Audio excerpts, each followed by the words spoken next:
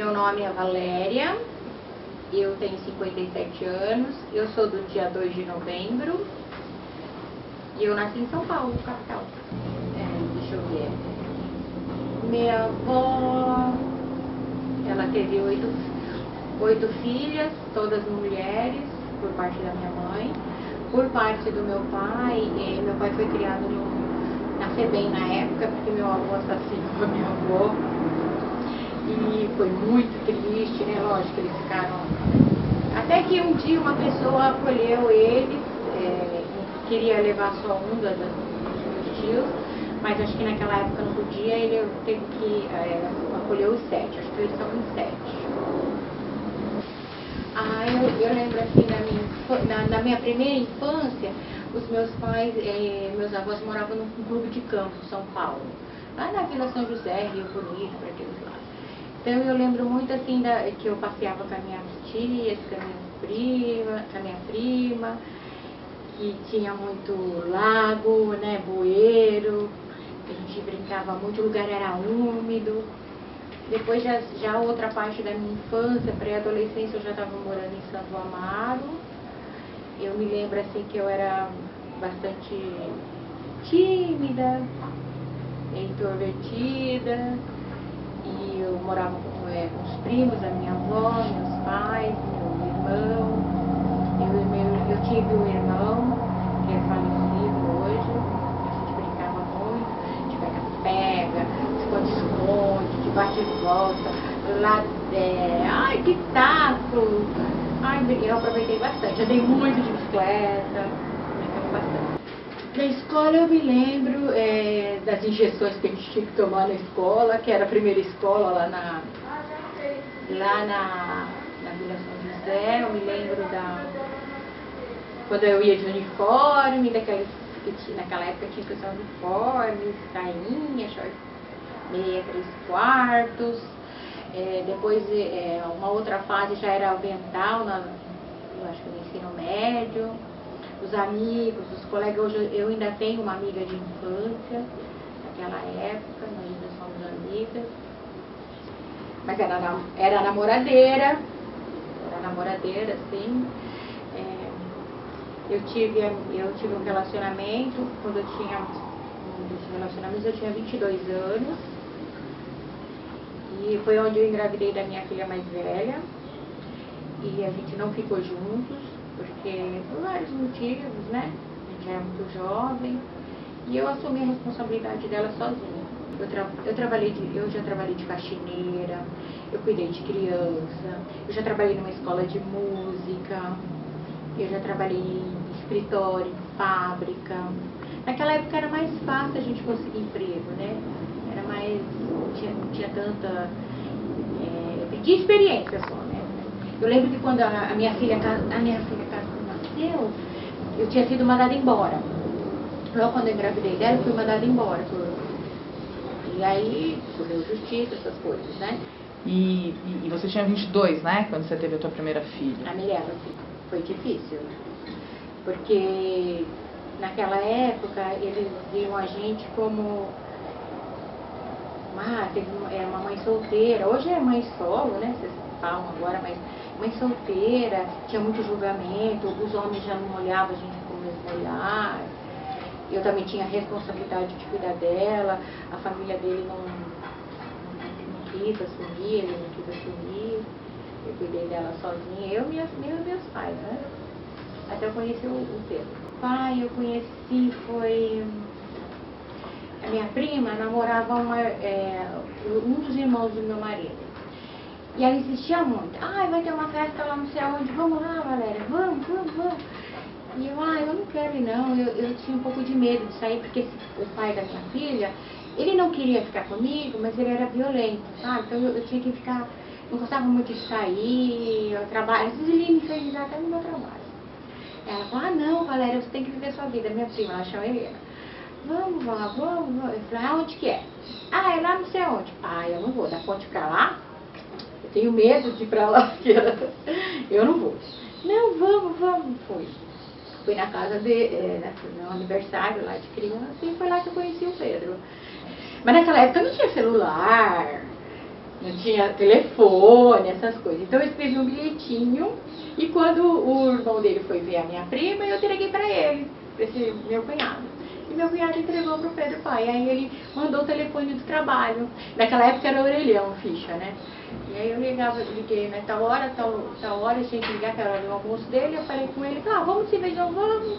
Nós estamos juntos 32 anos. Né? Começamos a namorar e saía, íamos viajar, sempre. A Mirella, eu lembro que a Mirella falou assim pra mim, mãe, eu posso chamar ele de pai? Ele era pequenininho, ela tinha 2 aninhos. Eu falei, pode.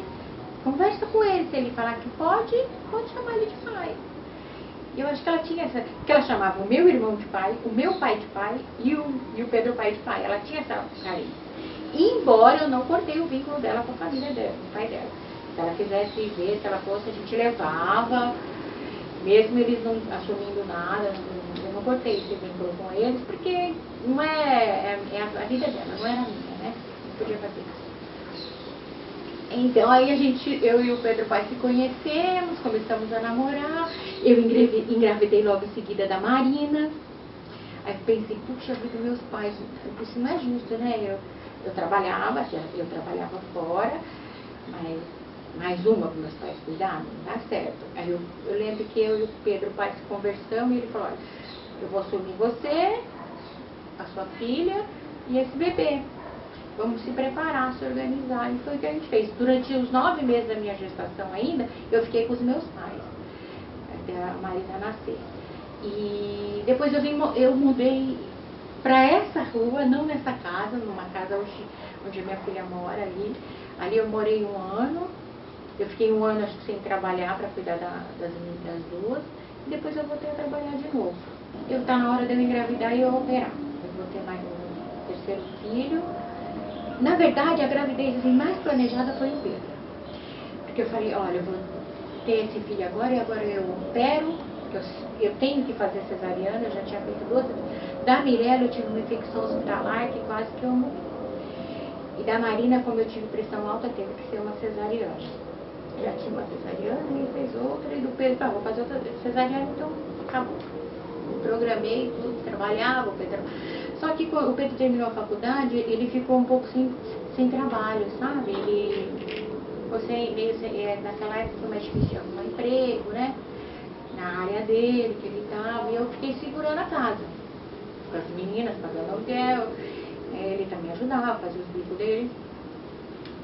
Aí engravidei do Pedro. Eu lembro que eu não fiz enxoval dele. Eu pensava assim nas 2 que estavam ali, então eu tinha que alimentar elas. Ele estava na minha barriga, estava protegido, podia esperar. Na verdade não era ele, era a Mariana.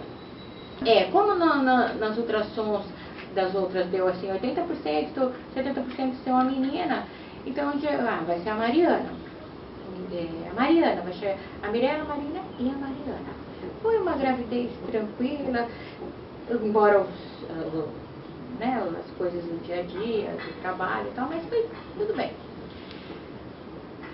Marcamos a cesariana, que era o Pedro vai nascer, a Mariana ia nascer, tal dia. Meu pai me levou, porque o Pedro estava começando um trabalho novo e ele não podia me acompanhar. Então meu pai era vivo ainda, ele me acompanhou.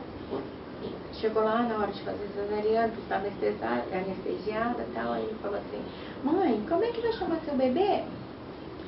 Eu falei, vai chamar Mariana. Aí ele falou, olha só, se for Mariano, porque é um menino. Nossa, ficamos felizes, contentes, que legal. Tudo bem. E eu passei aquela noite. Eu lembro que o Pedro foi. Eu achei, ele era um branco, né?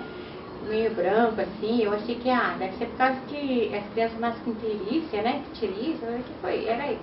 Mas ele pegou, mamou de madrugada, tudo bem. E eu não fiz a laqueadura. Não me lembro o que foi que aconteceu, eu e o doutor, ele não fez. Daí meu marido falou, então eu vou fazer. E meu marido queria fazer ele decidiu que ele ia fazer lá, o doutor. Bom, o Pedro nasceu. De manhã o médico, a médica da pediatria foi lá e falou assim, oi mãe, tudo bem com você? Eu falei, tudo bem, doutora. ah, seu bebê é um menino, né? Eu falei, é um menino. Você tem duas meninas, né? Elas são normais? Eu falei, são normais.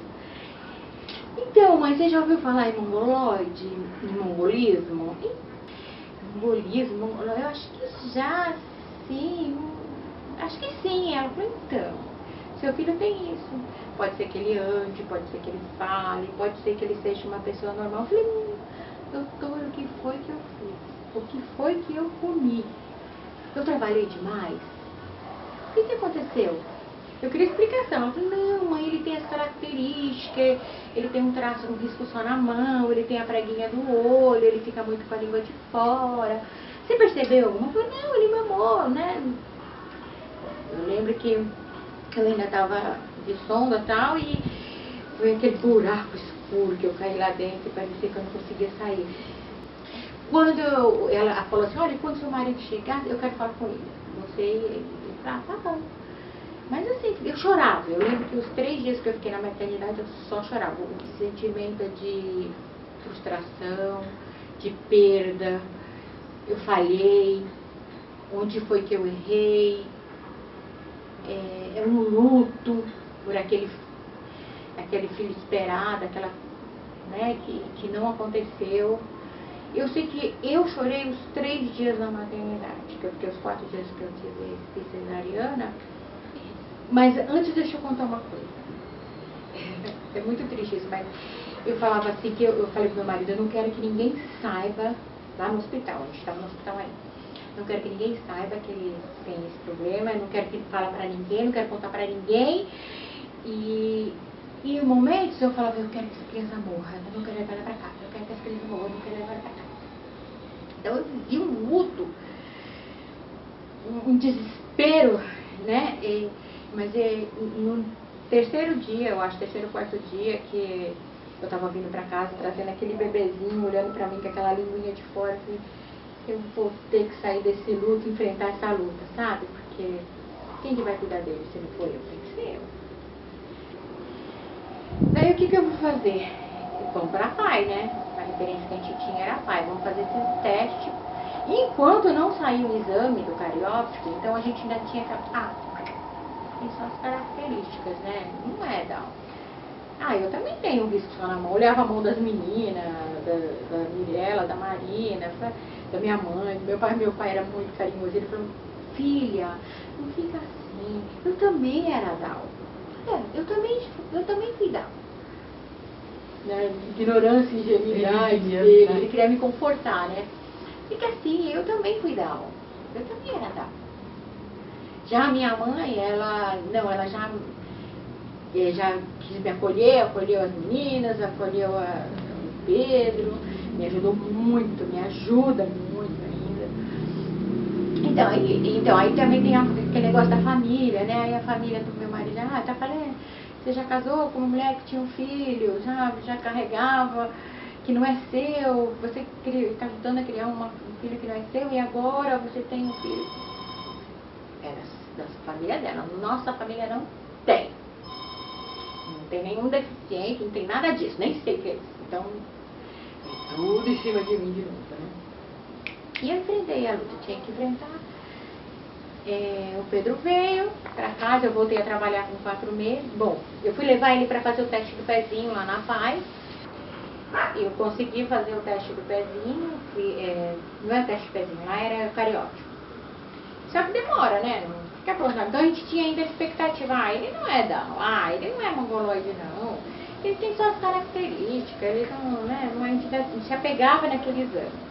Fui lá ver esse exame, minha mãe que me acompanhou, porque meu pai me levou e minha mãe me acompanhou, eu, o Pedro Henrique e as 2 meninas, as 2 bênçãos, 3, né? Aí o resultado falou, ele tem síndrome de Down. Lá eles falavam que ele era portador da síndrome de Down, né? Na cirurgia Clemente não falavam que ele era mongoloide. Daí ela começou a me orientar, ela falou, olha, ele vai ter que fazer isso, ele vai ter que ir para fono, ele vai ter que ir terapia, ele vai precisar de um acompanhamento para sempre. O que é bom que o Pedro, ele não é cardiopata, ele não precisou operar o coração. Então, eu me senti acolhida, mas mais pra frente eu me senti traída, abandonada lá. Bom, aí tudo bem. Não tinha vaga para estimulação. Eu descobri que um dos diretores da empresa que eu trabalhava, ele tinha fala com o outro, né? Eu descobri que ele tinha uma sobrinha, é a Mariana. Ela era Down, já era bem mais velha que o Pedro, eles faziam parte lá da PAI na época, do conselho.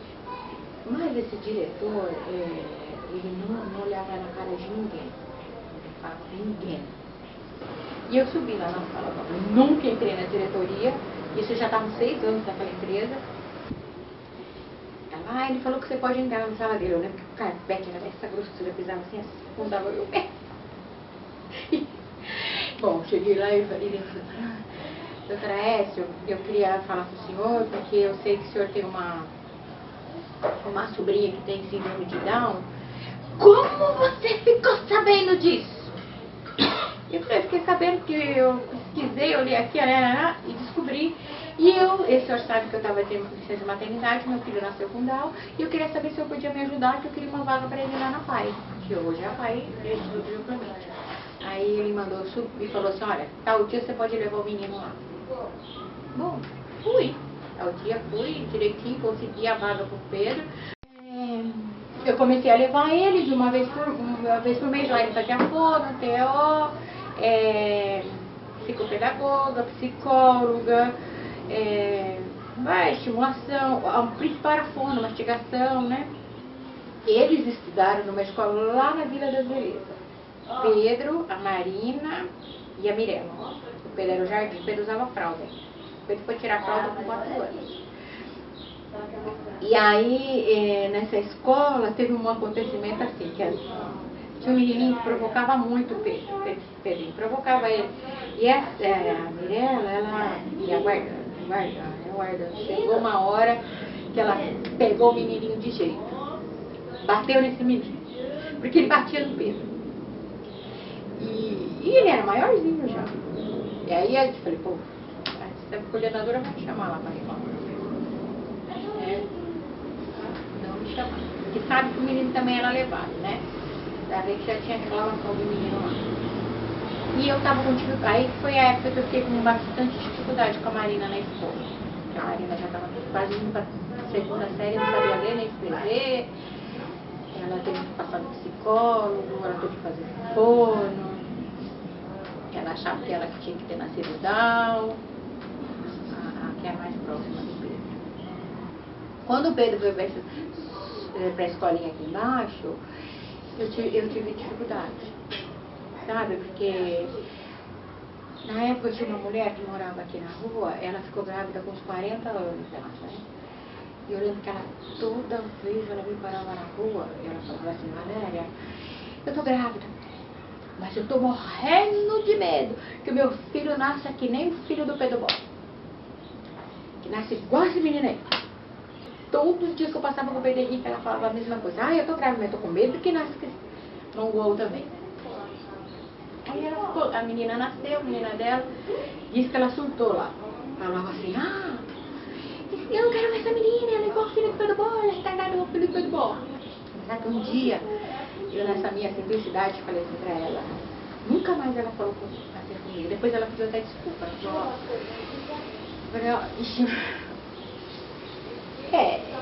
Ele é assim mesmo, mas um filho como o meu não é pra qualquer mãe e pra qualquer pai, não é pra qualquer família. E também, hoje você tem um filho normal, sabe? Um acidente, uma doença, tanta coisa que o mundo oferece, droga, né? E ele vai continuar sendo sempre meu filho.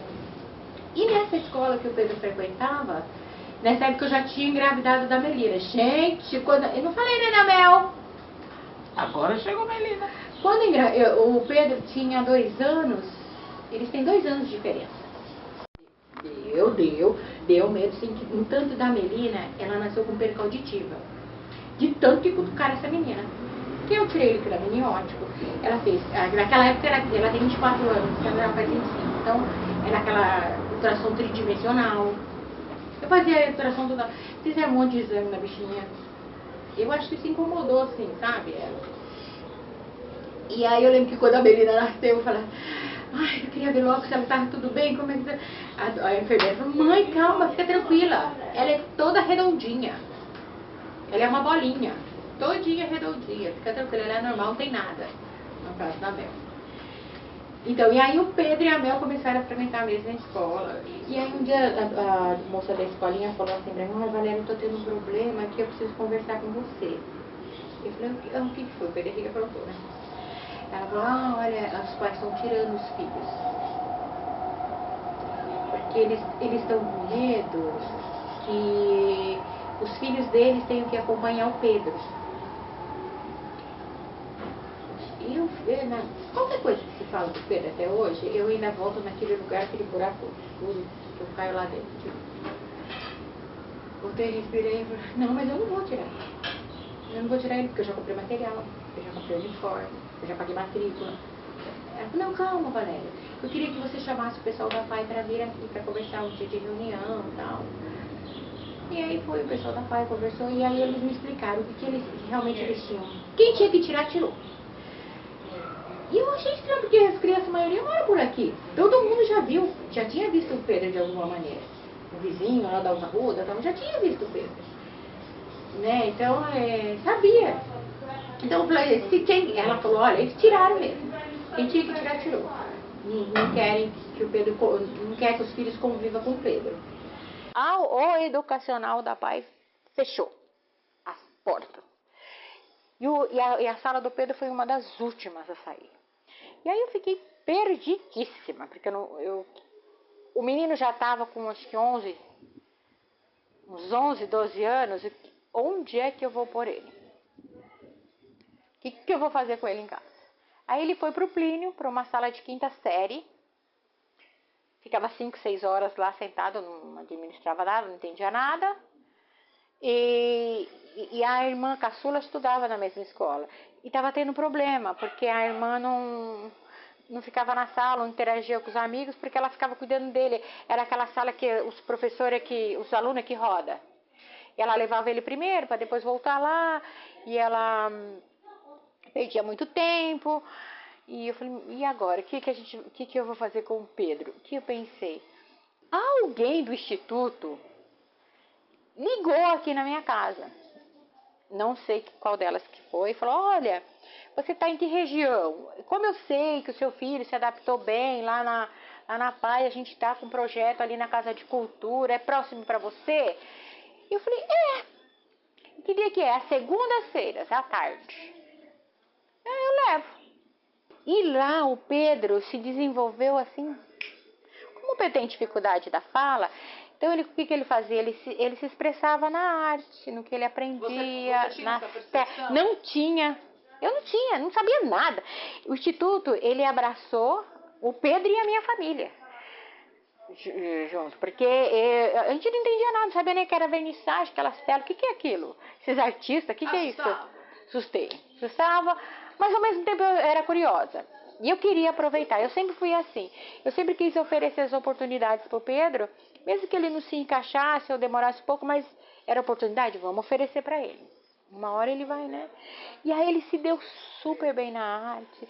Ele pintava, ele ia quando era dia das vernissagens, então era o melhor, né? Eu lembro que tinha o Ivo, o Granato, teve um evento lá no Céu Cidade Dutra, lá com a tinta. Nossa, o Pedro amou aqui. Tinta. Ai, o Pedro, uma performance. Eu cheguei. Não, e o que eu mais que eu me alegrava muito, eu me senti segura, que o Instituto, eles não tratavam ele com indiferença. E tratavam ele como uma pessoa, como um indivíduo mesmo. Lógico, com a singularidade dele, com a dificuldade dele, com os limites dele, mas trata ele até hoje como uma pessoa. E nisso eles deram uma oportunidade para ele. Ele trabalhou, ele ganhou o dinheirinho dele, é uma coisa que ele fez aqueles tapumes. Era os finais de semana maravilhosos aquele. Embora era só, mas era uma delícia, o Pedro adorava.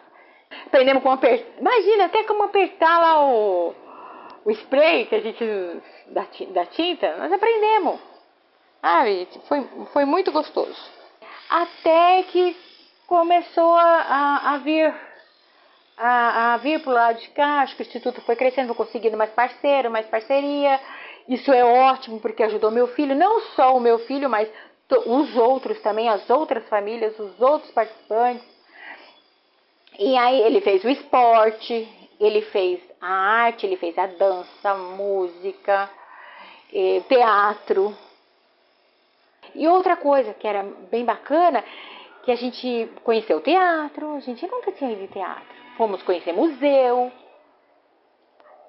pinacoteca, coisa que a gente não estava fora da nossa realidade. Que o Instituto proporcionou para o meu filho e para nós também, para minha família. Eventos, shows, circo,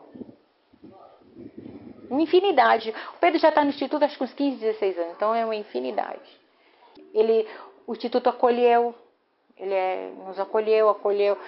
Eu sei que em nenhum momento, nenhum dos profissionais que passaram com o Pedro, nenhum deles teve uma crítica, falou uma coisa negativa dele. E eu sei que ele tem, porque eu sou a mãe dele, eu sei que ele tem essas qualidades, mas nunca ninguém me falou. Pois é, a Valentina chegou, a Valentina tem 5 anos.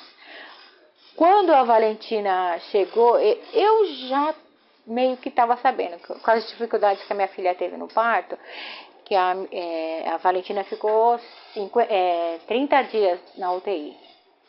Faltou oxigenação, então eu já sabia, mas embora seja deficiências diferentes, que o Pedro é genético e a Valentina foi um acidente na hora do parto. Bom, a Valentina ficou na UTI e tal, e depois eu percebia que ela tinha mais dificuldade também, né, de segurar, de se posicionar, e aí eu insisti com a minha filha de procurar ajuda. Aí fomos para CD, no caso da Valentina é a CD, né, porque é a parte motora. Eu penso no futuro melhor para a Valentina também, né, que as leis têm que ser respeitadas. Eu acho que as leis, eles têm que ser mais ouvidos, as famílias têm que poder falar das suas necessidades, porque a pessoa está lá, faz a tal lei, mas ela não vive o dia a dia. E o dia a dia é nós que sabemos, né? Então tinha que ter alguém assim. Eu gostei muito que o Instituto Olga Costa convidou a gente para participar lá na Assembleia, um tempo desse, no Dia Internacional da Síndrome de Down, que uma eu não sei o que ela é, na verdade eu sei que ela é do governo.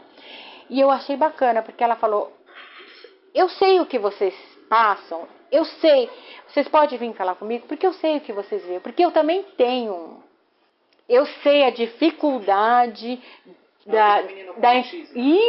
da inclusão, da locomoção, do não, da escola, do terapeuta, do vizinho, do pai, do amigo, da família. Porque tem muitas famílias eu mesmo, minha família, nós aqui não, mas a família de fora, eles não entendem, né? Acho que não entende muito. Ou não quer entender também, quem perde são eles, né? E eu achei muito importante essa fala dela, sabe? Que ela entende, eu até chorei porque... com propriedade. Isso, né? Ela entende o que a gente passa, o que a gente está passando. Que ela também tem um filho. Não é Down, mas não é uma pessoa com síndrome de Down, mas é uma pessoa com autismo. Como foi contar a sua história? Mexeu um pouquinho, né, lá no fundo, assim, trouxe algumas lembranças. Mas eu tenho uma outra, pensar assim, eu passei por aquilo, mas eu venci, nós vencemos. Nós estamos de mão dada para continuar a luta. Agora vamos nos unir de mão dada e ir para a luta. As pessoas que estão engajadas nisso, que às vezes nem tem um filho, que está engajado nessa proposta da inclusão, e nós como família, como mãe, pai, irmão, né? É isso.